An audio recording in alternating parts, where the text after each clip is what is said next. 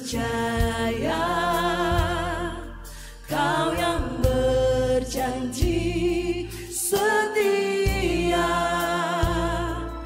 pengharapanku selalu ada di dalam-Mu. Kami tidak mau menyerah Tuhan, ku tidak akan menyerah meski dalam kesesakan. Seluruh hidupku dalam genggaman-Mu.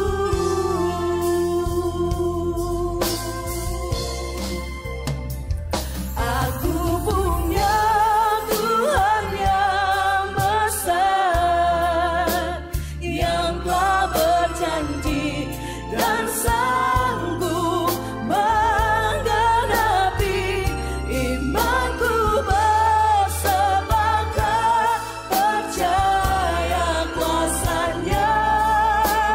Ku terima sekarang kemenangan dari-Mu.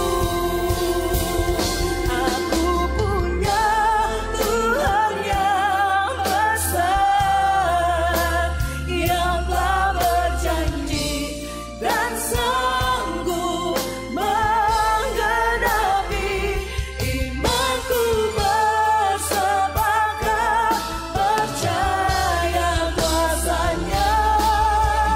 Ku terima sekarang kemenangan dari-Mu.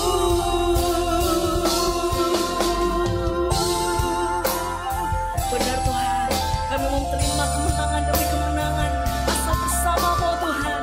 Kami bersyukur, sebab Kau selalu ada bagi kami Tuhan. Terima kasih Tuhan.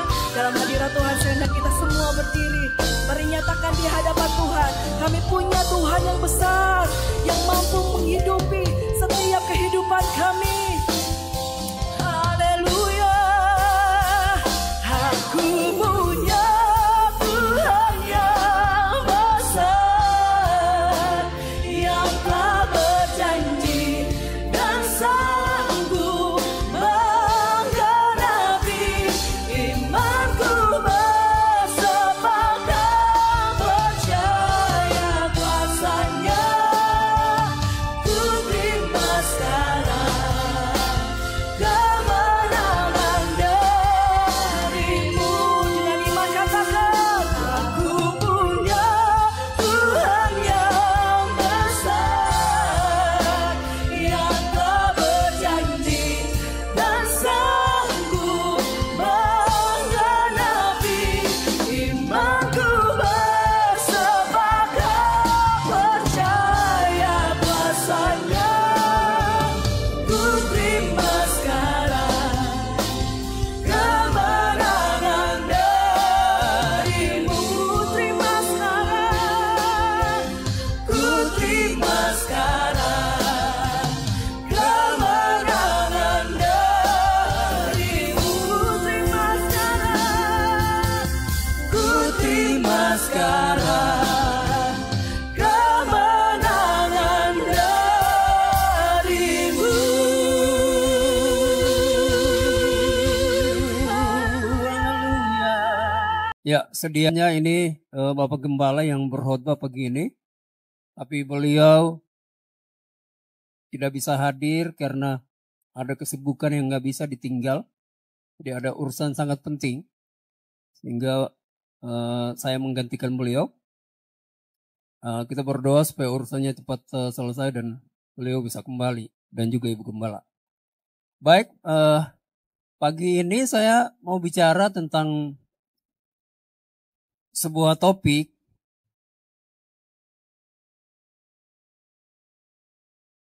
yang ayat-ayatnya itu adalah ayat-ayat polemik, ayat-ayat yang diperdebatkan. Tapi pagi ini saya mau khotbah apologet. Jadi khotbah sesuatu yang agak berbeda. Ada beberapa jenis khotbah. Ya, yang pertama tuh khotbah praktis yang memang mendominasi gereja-gereja ya. Jadi khotbah praktis, bagaimana kita hidup dan seterusnya. Kemudian juga ada khotbah sejarah. Khotbah sejarah saya rasa juga jarang dikhotbahkan di sini. Kemudian juga ada khotbah doktrin atau ajaran-ajaran penting dalam kekristenan. Tapi saya mau berkhotbah pagi ini khotbah apologet.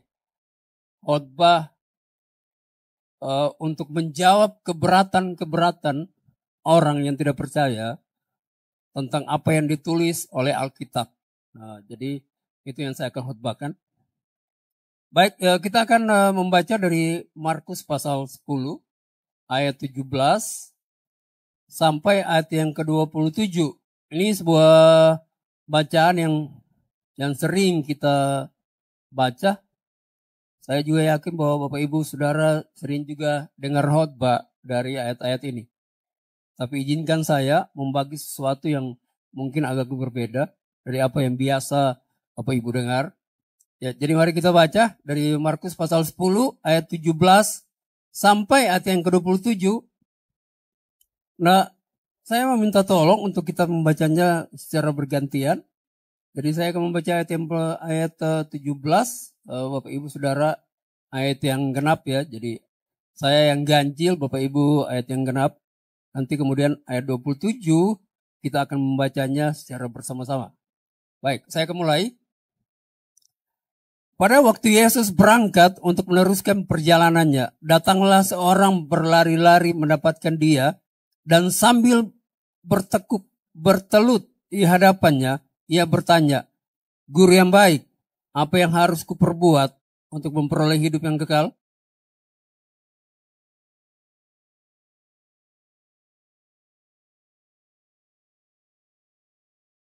Engkau tentu mengetahui segala perintah Allah.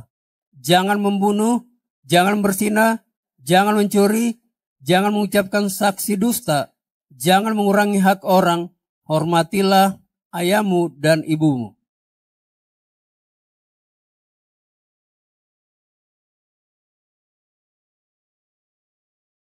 Tetapi Yesus memandang dia dan menaruh kasih kepadanya, lalu berkata kepadanya, "Hanya satu lagi kekuranganmu. Pergilah, jualah apa yang kau miliki, dan berikanlah itu kepada orang-orang miskin. Maka engkau akan beroleh harta di surga. Kemudian datanglah kemari, dan ikutlah aku."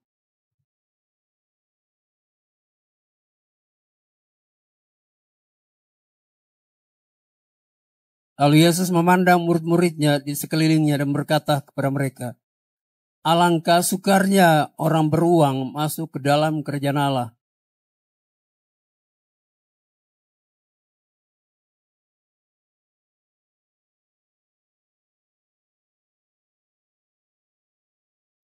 Lebih mudah seekor unta melewati lubang jarum daripada seorang kaya masuk ke dalam kerajaan Allah.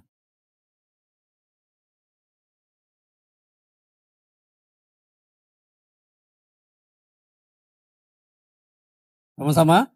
Yesus memandang mereka dan berkata, "Bagi manusia hal itu tidak mungkin. Tetapi bukan demikian bagi Allah. Sebab segala sesuatu adalah mungkin bagi Allah." Nah, penting sekali untuk mengingat ayat yang terakhir itu. Sebab dikatakan bagi manusia hal itu tidak mungkin. Tetapi bukan demikian bagi Allah. Sebab segala sesuatu adalah mungkin bagi Allah. Itu ayat yang penting untuk kita ingat baik-baik. Nah, ini sebuah teks yang kita sering baca ya. Jadi pada suatu waktu Yesus itu berangkat meneruskan perjalanannya. Kemudian datanglah seorang berlari-lari. Nah, kalau di Lukas dia menulis bahwa orang yang berlari itu adalah seorang pemimpin. Jadi orang yang datang kepada Yesus kemudian menanyakan sebuah pertanyaan yang penting yang kita akan bahas nanti adalah seorang pemimpin. Jadi dia memang masih muda tapi dia sudah menjadi pemimpin. Dan bukan saja dia menjadi pemimpin tapi dia juga adalah seorang yang kaya. Jadi muda, kaya, dan juga telah menjadi pemimpin. Itu adalah gambaran dari orang ini. Jadi dia datang kepada Tuhan Yesus, kemudian mengajukan sebuah pertanyaan. Dia bilang begini, "Guru yang baik, apa yang harus kuperbuat untuk memperoleh hidup yang kekal?" Nah, itu pertanyaannya. Jadi dia datang dengan premis bahwa untuk memperoleh hidup yang kekal, dia harus melakukan sesuatu. Itu pertanyaannya.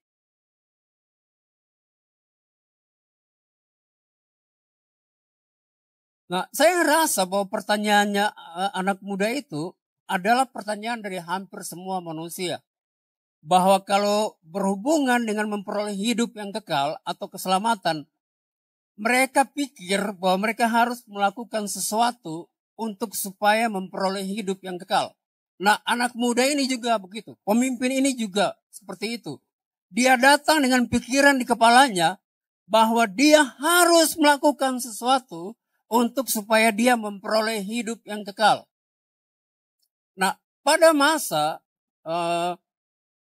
abad pertama dan sebelumnya, kalau seseorang kaya itu dalam pandangan orang-orang pada masa itu bahwa dia memperoleh perkenanan dari Tuhan. Jadi kalau orang kaya, dia berarti berkenan kepada Tuhan. Begitu. Jadi caranya itu Tuhan itu menunjukkan perkenanan kepada seseorang di dalam perjanjian lama. Sampai pada abad pertama, itu adalah waktu orang itu diberkati. Nah, ini anak muda itu juga demikian. Jadi dia diberkati oleh Tuhan sebagai tanda bahwa Tuhan berkenan kepada dia dalam pandangan pada masa itu. Dan bukan itu saja, dia juga adalah seorang pemimpin, artinya dia adalah orang dihormati pada masa itu. Ya, dan di dalam pikirannya bahwa dia berkenan kepada Tuhan dan dia dihormati oleh orang banyak, dia datang kepada Yesus dan menanyakan pertanyaan itu. Apa yang harus aku perbuat supaya aku memperoleh hidup yang kekal? Kemudian karena dia sudah bertanya, maka Yesus menjawab dia begini. Mengapa kau katakan aku baik? Tak seorang pun yang baik selain daripada Allah saja. Engkau tentu telah mengetahui segala perintah Allah. Jangan membunuh, jangan berzina, jangan mencuri, jangan mengucapkan saksi dusta, jangan mengurangi hak orang, hormatilah ayahmu dan ibumu. Lalu kata orang itu kepadanya, Guru, semuanya itu telah kuturuti sejak masa mudamu. Wah, luar biasa ini anak muda ya. Jadi semua perintah Tuhan di dalam 10 hukum Tuhan bagian B ya. Kalau saudara baca 10 hukum Tuhan itu ada 4 yang buat Tuhan. Kemudian yang 6-nya itu buat manusia. Jadi jangan membunuh, jangan berzina, jangan mencuri, jangan mengucapkan saksi dusta, hormatilah ayah ibumu. Itu adalah bagian yang kedua dari 10 hukum Taurat. Dan menurut anak muda itu, dia telah melakukannya semua. Dia bilang, dia telah melakukannya dari muda. Bayangkan, luar biasa ini anak muda. Dia telah melakukan tuntutan dari hukum Taurat atau 10 perintah Tuhan yang tepatnya itu dengan benar, dengan baik. Kemudian Tuhan Yesus bilang begini kepadanya. Ayat 21.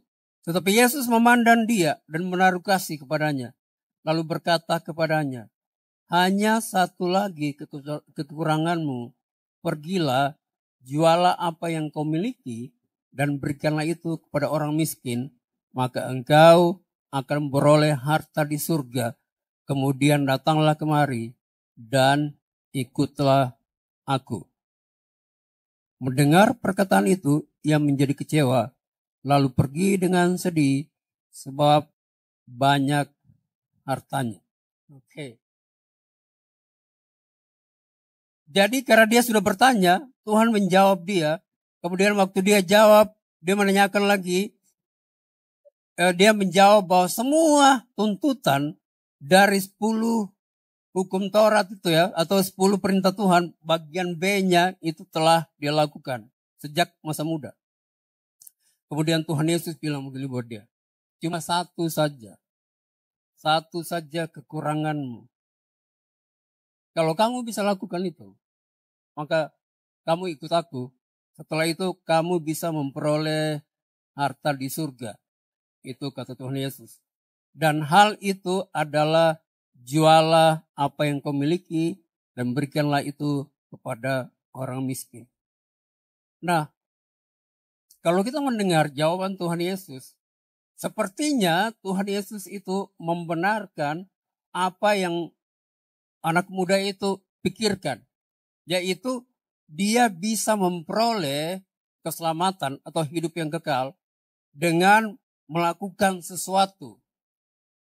Dan hampir semua tuntutan itu dia telah penuhi. Tapi cuma satu saja yang dia belum lakukan. Yaitu dia diminta oleh Tuhan Yesus untuk menjual hartanya. Nah, sekarang saya mau tanya. Ini pertanyaan penting untuk kita. Apakah keselamatan bisa kita peroleh ketika kita menjadi kaya dan kita memberikannya kepada orang miskin? Apakah itu bisa menyelamatkan kita? Bisa? Tidak. Tidak. Tuhan Yesus mengatakan itu tidak dengan tujuan untuk membenarkan apa yang dia pikirkan, bahwa dia harus melakukan sesuatu supaya dia memperoleh hidup yang kekal. Yang jadi masalah dari anak muda ini adalah bahwa dia merasa dia sudah melakukan semua yang dituntut oleh Alkitab atau oleh firman Tuhan. Dia melakukannya sejak muda, itu katanya. Oleh sebab itu, Tuhan Yesus meminta sebuah syarat lagi dari dia, permintaan. Sekarang kalau begitu, kamu pergi sana, jual hartamu. Dan Alkitab bilang, waktu dia mendengar perkataan itu, ia menjadi kecewa. Lalu pergi dengan sedih, sebab banyak hartanya. Nah, sekarang kita tahu apa sebenarnya yang ada di dalam pikiran dan hati anak muda ini. Jadi sejak awal dia datang kepada Tuhan Yesus, dia sudah punya persepsi dalam pikirannya bahwa karena dia kaya, dia pemimpin, maka dia berkenan kepada Tuhan. Jadi pertanyaannya dia, itu bukan karena dia nggak tahu, tapi karena dia berpikir bahwa karena dia sudah mendapat perkenanan dari Tuhan dengan tanda bahwa dia telah menjadi kaya, maka dia akan dengan mudah memperoleh keselamatan atau hidup yang kekal. Jadi sudah ada pikiran ada pikirannya bahwa dia sebenarnya itu telah memperoleh hidup yang kekal. Karena dia telah melakukan semua yang dituntut oleh Tuhan Yesus tadi.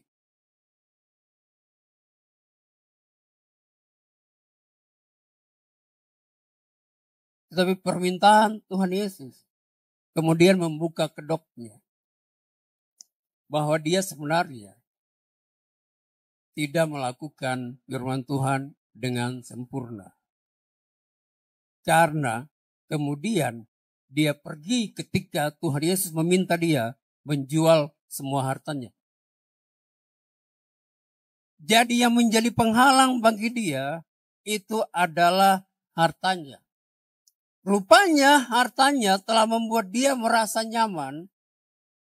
Hartanya telah membuat dia berpikir bahwa dia bisa memperoleh keselamatan atau hidup yang kekal dengan apa yang dia punya. Dengan kata lain, dia meletakkan keselamatannya itu kepada hartanya dan perbuatan baiknya. Mari saya kasih tahu pada ibu bapak saudara yang dikasihi oleh Tuhan. Harta kita, perbuatan baik kita, itu tidak bisa menyelamatkan kita. Tidak bisa. Itulah sebabnya mengapa Tuhan Yesus kemudian kasih tahu di ayat di bawahnya bahwa lebih mudah seekor unta melewati lubang jarum daripada seorang kaya masuk ke dalam kerajaan surga. Karena kita tidak bisa menyelamatkan diri kita sendiri. Semua perbuatan baik kita, bahkan paling baik ya. Yesaya bilang begini, bahwa kesalehan kita itu seperti kain kotor. Itu kesalehan.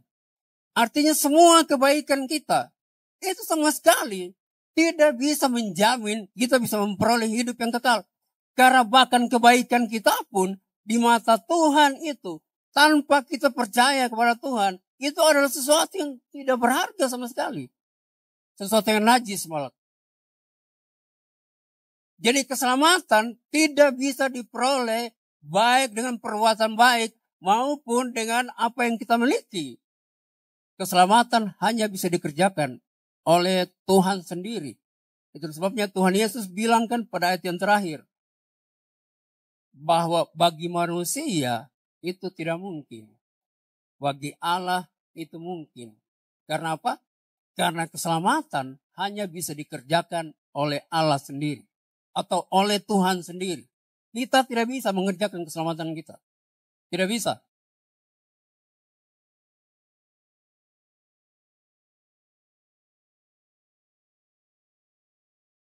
Hanya Tuhan yang bisa menyelamatkan kita. Di dalam Efesus pasal 2, ayat yang ke-8 sampai 10 dikatakan seperti begini. Oleh karena kasih karunia, kamu diselamatkan. Oleh iman, itu bukan hasil usahamu, tetapi pemberian Allah. Jadi keselamatan itu bukan usahanya kita. Itu adalah pemberian. Itu adalah anugerah. Karena keselamatan tidak bisa kita bayar dengan apapun yang kita miliki. Kalau saudara percaya kepada Tuhan Yesus, maka saudara sudah selamat. Sudah memperoleh hidup yang kekal. Saudara tidak bisa menambahkan apapun juga. Tidak bisa. Saya tidak bisa menambahkan apa saja untuk keselamatan saya. Sebab keselamatan itu adalah pemberian. Adalah anugerah. Bukan hasil usahanya kita sendiri.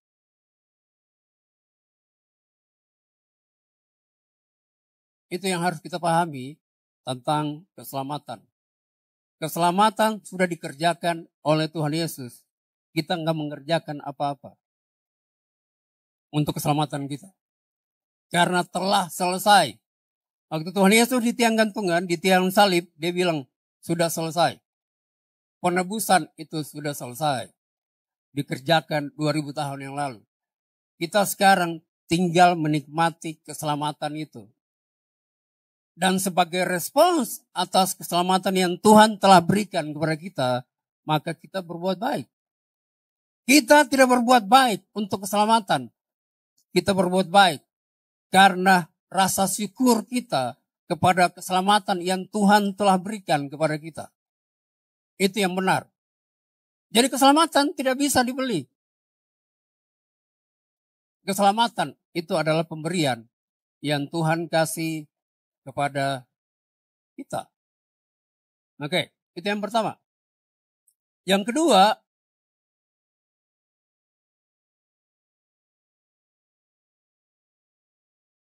nah ini yang saya sebut sebagai polemik ya. Ayat 18. Anak muda itu kan datang kepada Tuhan Yesus dan dia bilang bahwa guru yang baik, apa yang harus kuperbuat untuk memperoleh hidup yang kekal? Jawab Yesus, mengapa kau katakan aku baik? Tak seorang pun yang baik selain daripada Allah saja. Oke. Nah, jawaban Yesus bahwa hanya Allah saja yang baik, atau yang kata lain tidak ada seorang pun yang baik selain Allah saja, telah menimbulkan polemik tentang identitas Tuhan Yesus Kristus. Nah, kalau saudara itu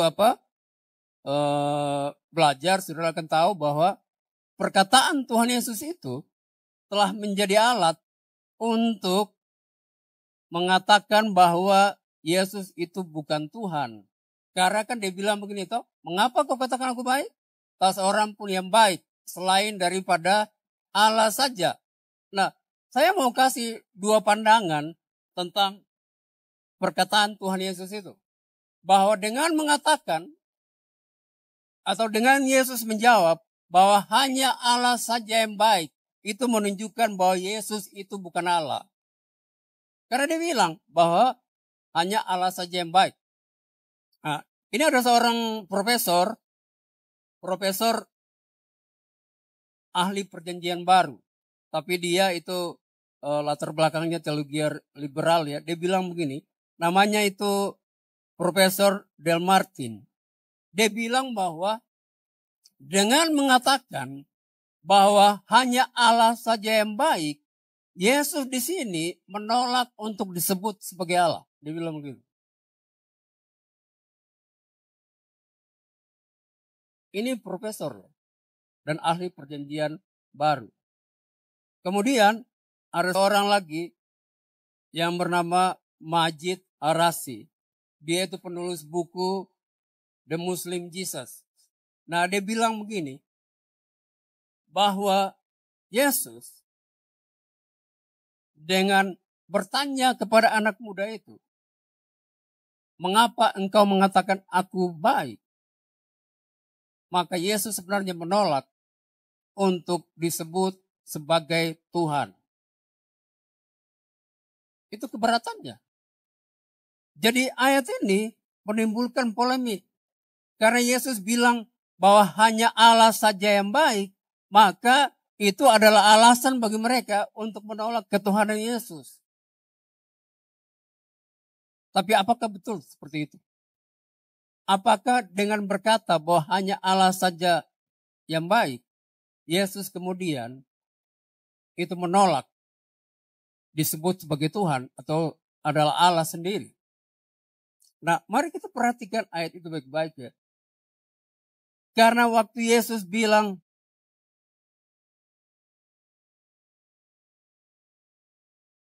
saya kembali dulu untuk ayatnya.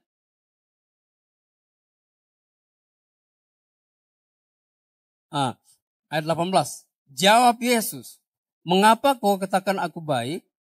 Tak seorang pun yang baik selain daripada Allah saja. Ya. Ini kan Yesus jawab, bukan pernyataan Yesus bahwa dia itu tidak baik. Jadi saudara baca ayat 18, saudara perhatikan baik-baik. Kita akan temukan di sana bahwa ayat 18 itu adalah jawab Yesus, bukan pernyataan Yesus bahwa dia itu tidak baik. Dia akan bertanya kepada anak muda itu, mengapa kamu bilang saya baik sih? Mengapa gitu? Apa yang membuat saya baik?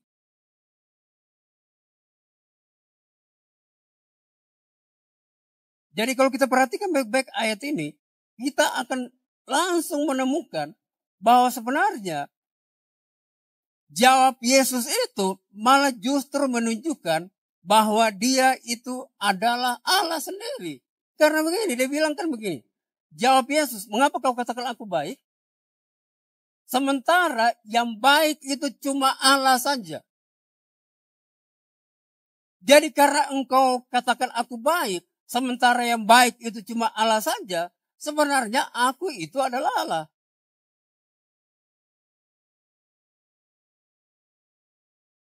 Dan bukan itu saja.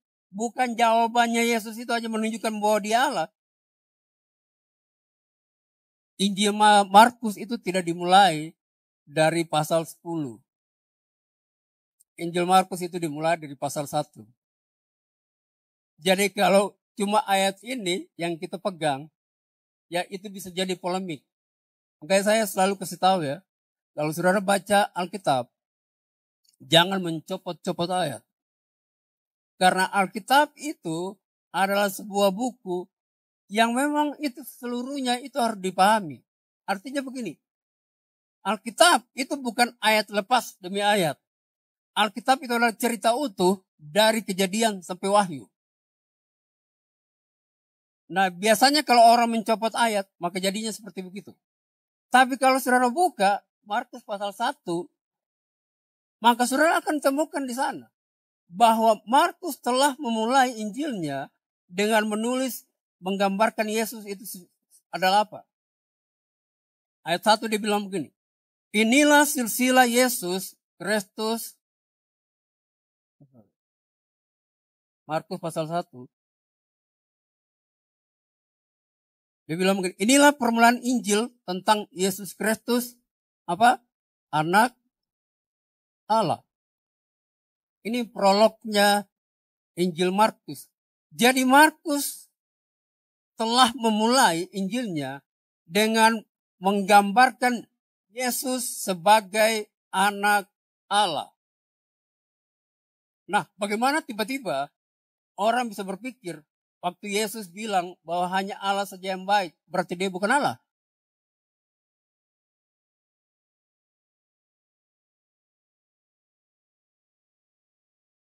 Sementara sejak awal Markus sudah mempresentasikan Yesus sebagai anak Allah.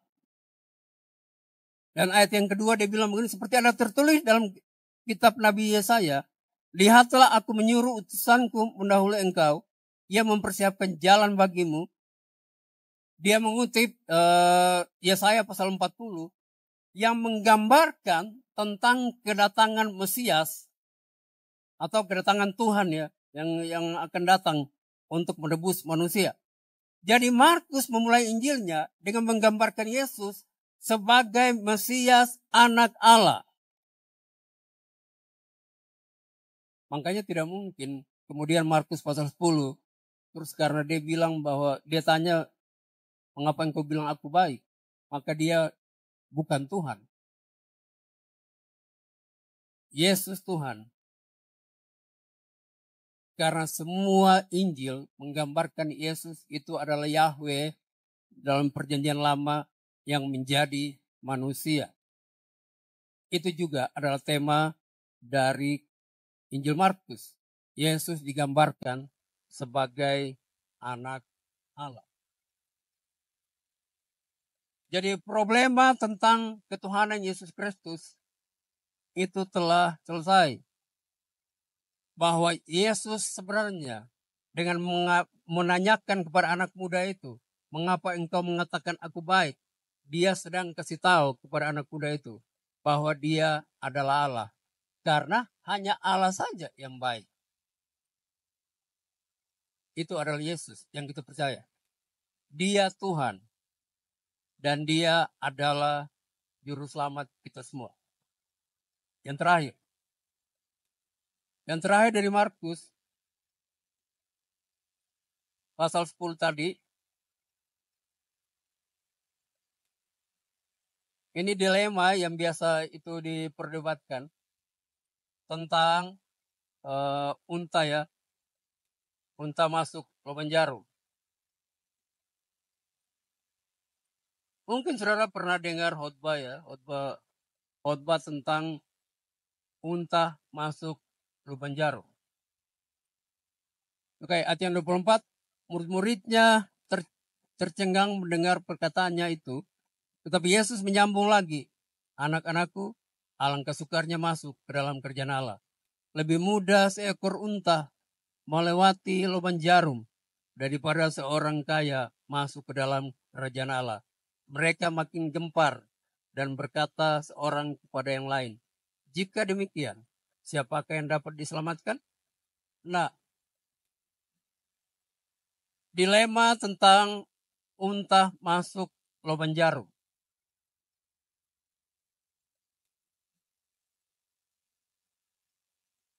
Makanya murid-muridnya gempar. Karena kalau umpamanya unta yang besar itu, dia pasti nggak bisa masuk lubang jarum. Dan dibilang begini bahwa lebih mudah lagi unta masuk lubang jarum. Hal yang sangat mustahil terjadi. Daripada seorang yang seperti anak muda ini. Yang bergantung kepada kekayaannya itu masuk ke dalam kerajaan Allah.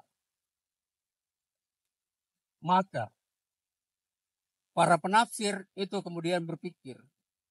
Karena ini kan sebuah pernyataan yang sangat sukar untuk dipahami. Karena kalau unta saja lebih mudah masuk dalam lubang jarum daripada seorang kaya masuk ke dalam kerjaan Allah. Bagaimana orang bisa masuk kerjaan Allah? Maka mereka menemukan jalan untuk meredam ketajaman dari apa yang Yesus bilang.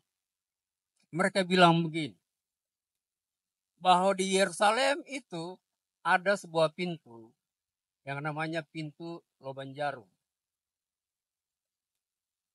Pintu itu biasanya kalau mau masuk ke situ, setelah pintu gerbangnya ditutup dan pintunya pendek dan kecil, maka unta itu harus tunduk. Kalau dia bawa beban, maka dia harus melepaskan bebannya.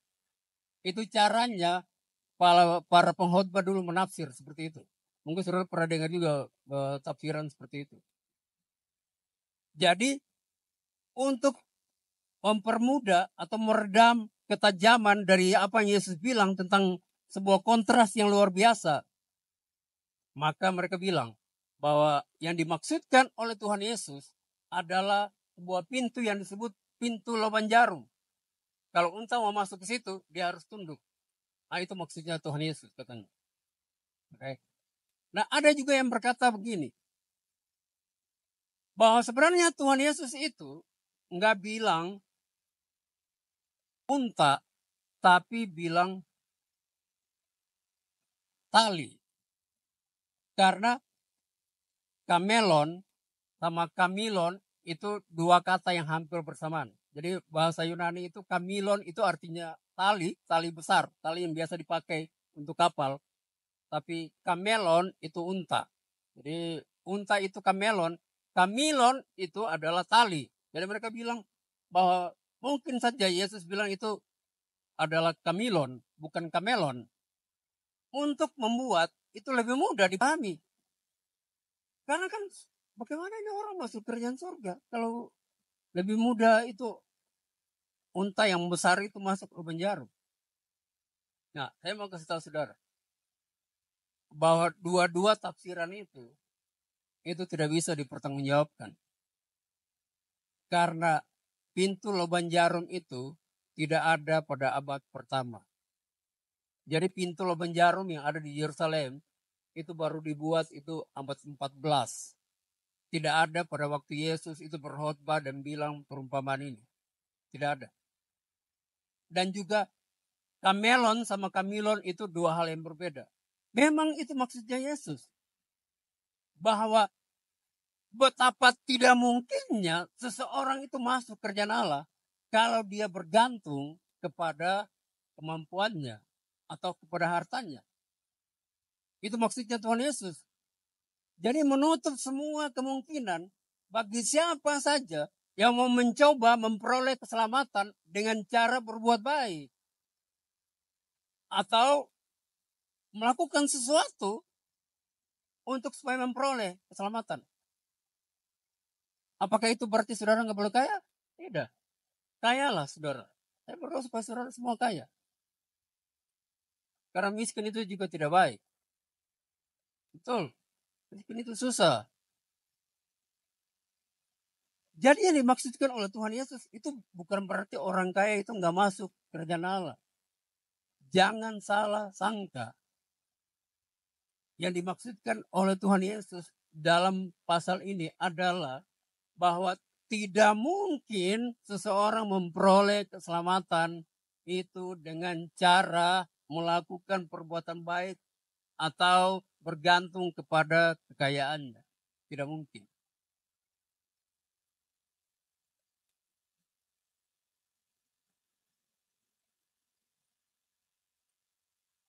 Dengan begitu,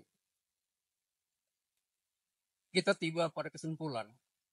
Yang pertama, bahwa keselamatan itu telah dikerjakan oleh Tuhan Yesus di kayu salib. Dan kita sudah selamat.